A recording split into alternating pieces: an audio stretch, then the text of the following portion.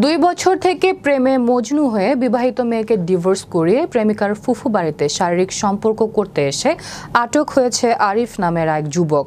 পরে জানালা ভেঙে আরিফকে উদ্ধার করে নিয়ে যায় আরিফের পরিবার। এমনই এক ঘটনা ঘটেছে কুড়িগ্রামের নাগেশ্বরীতে। বিস্তারিত থাকছে ডেস্ক রিপোর্টে।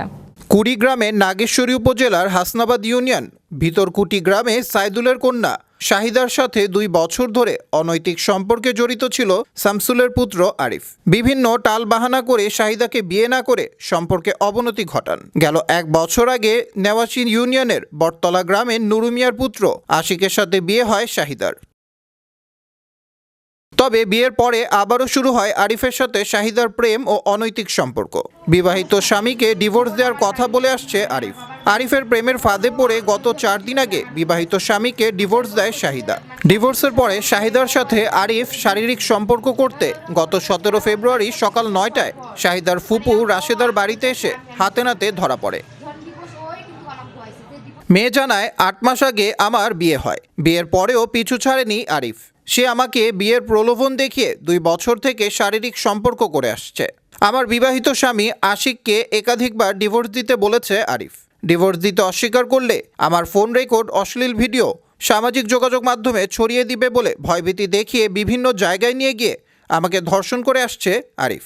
সমস্যা নেই, যখন আমার বাড়ি এসছি, মানে আমার বাবার বাড়ি, তখন ও জোর জবরদস্তি করে আমার ঘর আসছিল। আসার পর কইছে যে মানে সব কিছু শেষ হয়ে গেছে, ও কয় যে আমি তোরে বিয়ে করবি। এখন ওইরকম করে কইছে। এখন মানে সব কিছু শেষ হওয়ার পর মানে এখন ও কইতেছে আমি আনবি। যখন ডিভোর্স ওই কিন্তু আমার কইছে যে ডিভোর্সটা আমি নিব। যখন ডিভোর্স হয়ে গেছে তখন অস্বীকৃত যায়। এখন ঘরে এসে আটকা দিছি, ওর বাবা মা নিয়ে গেছে। ওর ফোন মানে যে কথা রেকর্ড সবগুলো আমার কাছে আছে।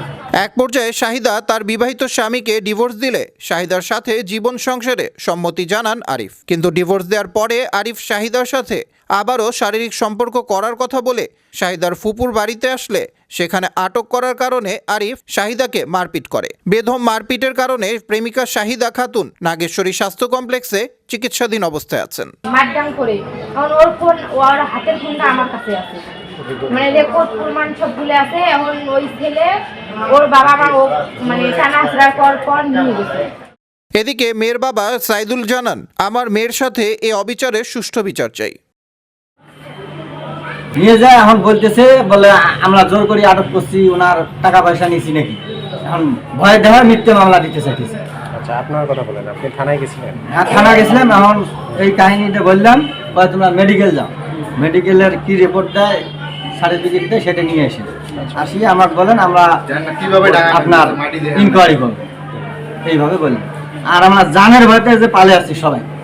ডেস্ক রিপোর্ট, বিশ্ব বাংলা 24।